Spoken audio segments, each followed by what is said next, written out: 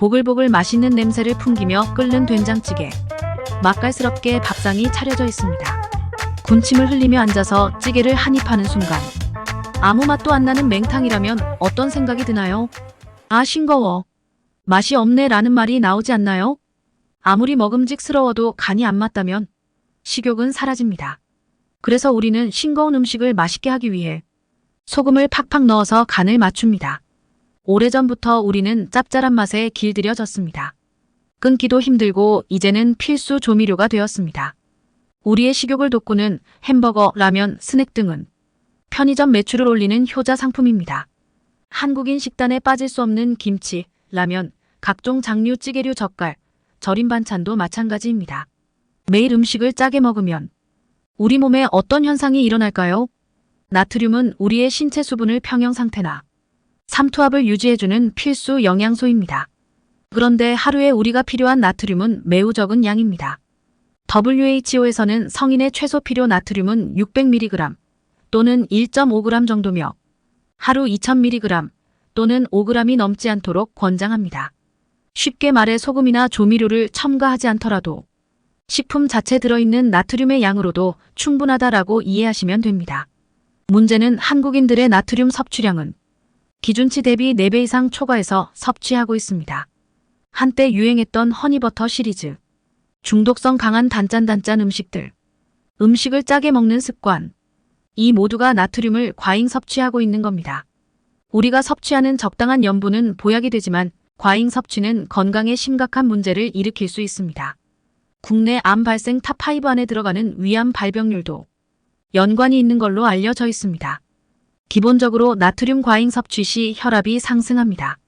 고혈압뿐만 아니라 부종도 생깁니다. 심할 경우 뇌졸중, 심근경색, 심부전, 신장질환 등 발병률도 높아집니다. 그래서 이런 환자분들은 나트륨 섭취를 줄여야 합니다. 증상을 완화시키거나 감소시키기 위해 무엇보다 우선적으로 지켜야 합니다. 어려울 것 같지만 우리 몸은 환경에 꽤나 적응을 잘합니다. 싱겁게 먹으려고 일주일만 노력해도 우리 입맛은 금방 길들여집니다. 짠맛을 느끼는 미각이 활성화되기 때문입니다. 저염식을 꾸준히 한 사람이 다시 짠맛으로 돌아가기 힘들다고 하는 이유가 바로 이것 때문입니다. 염분을 줄이는 것은 어렵지 않습니다. 평소 일상생활에서 우리는 염분 섭취에 놀라울 정도로 관대합니다. 오늘 하루 어떤 걸 먹었는지 기록해봅시다. 놀랍게도 하루 동안 먹고 마시는 것을 적어보면 많은 양의 나트륨을 섭취한 걸 확인할 수 있습니다. 지금부터 소개해드리는 방법은 일상생활에서 오늘 바로 적용할 수 있습니다. 어렵지 않기 때문에 메모해두셨다가 눈에 잘 보이는 곳에 붙여놓으세요. 외식해서 먹는 음식은 자극적이면서 맛있습니다. 그러나 소금 섭취량을 늘리는 가장 빠르고 쉬운 방법입니다. 귀차니즘에 의한 배달 음식을 줄이는 것도 매우 중요합니다. 어쩔 수 없이 외식을 할 경우 식당에서 음식 주문 시 최대한 싱겁게 간을 약하게 해달라고 요청해봅니다. 메뉴 선택 시도 자극적인 음식보단 소금 함량이 낮은 식사를 찾아봅니다. 중식보단 일식이 그나마 저염식입니다. 한식 같은 경우 찌개 전골보단 비빔밥이나 쌈밥, 백반류 선택이 소금을 덜 섭취할 수 있습니다. 갈비탕, 설렁탕, 순댓국 같은 탕류를 먹을 때는 소금을 첨가하는 것보다 김치나 깍두기로 간을 대신 해봅니다. 햄버거나 피자를 드실 때에는 가급적 치즈를 빼거나 조절해서 먹습니다. 왜냐하면 치즈에는 소금기가 많이 들어있기 때문입니다. 우리가 먹는 스낵류는 어떤가요? 집에서 편하게 영화 볼 때면 옆엔 팝콘이나 짭짤한 감자칩, 마른 오징어가 세팅되어 있지 않나요? 시즈닝이나 양념으로 범벅된 스낵류는 피해야 합니다. 요리를 할 때 버터류는 저염으로 선택하고 당류 섭취 시에는 달콤한 과일을 이용한 수제잼을 추천합니다. 탄산음료, 카페인 음료 선택 시 인공감미료가 든 제품은 피합니다. 요즘 흔히 보이는 제로칼로리 음료수에도 소금이 들어있습니다. 심지어 야채로 만든 주스에도 소금이 많이 들어있습니다. 토마토, 당근 주스 작은 병 하나에 소금이 대략 500mg 이상 들어갑니다. 음식을 조리할 때 가급적 염분을 적게 넣는 것부터 시작합니다. 갑자기 무리하게 소금을 줄이면 음식 맛이 없어지므로 그 대신 파나 마늘, 고춧가루, 생강, 후추 등의 향신료 사용과 식초, 참기름, 들기름, 깨소금 등으로 맛을 내는 것이 중요합니다. 조미료로 육수를 내는 것보다 레몬즙이나 허브류로 육수를 만들어 봅니다. 요리에 간을 할 때는 소금 양념통의 구멍을 반 정도 막아봅니다. 입구에 구멍이 조절이 되는 양념통 사용을 강력 추천합니다.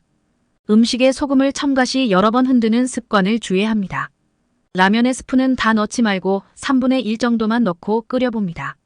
믹서기에 갈은 멸치나 새우 등의 해산물을 이용해서 소금을 사용하지 않고도 개운한 국물을 만들어 봅니다. 먹다가 남은 국이나 찌개를 다시 먹을 때 물을 넣어서 데워 먹습니다. 고기를 먹을 때는 양념에 절여져 있는 불고기류보단 직접 구워 먹는 생고기류가 염분 조절하기 쉽습니다. 불에 구워서 직접 소스나 기름장에 살짝 찍어 먹는 방식으로 바꿔봅니다. 샤브샤브를 해서 고기를 섭취하는 것이 양념이 깊게 배인 불고기류보다 3배 이상 염분을 적게 섭취합니다. 양념이 속까지 배는 조림 대신 살짝만 간을 해서 데치거나 구이 등으로 조리법을 바꿔봅니다.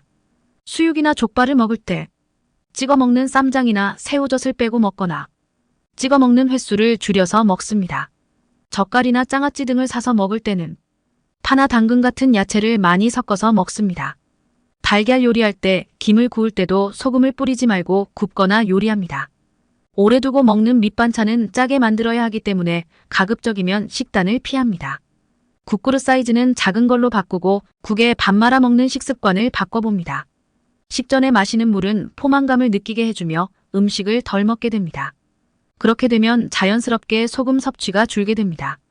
우리가 아무 생각 없이 사용하는 치약에도 염분이 함유가 되어 있습니다.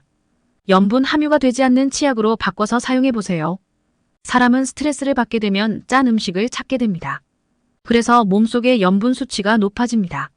스트레스 받는 날에는 운동을 통해 땀을 배출시키고 염분의 수치를 낮춰주세요. 오늘 당장 염분 섭취를 끊기는 어렵습니다. 그동안 우리 몸이 짠 음식에 적응했기 때문입니다.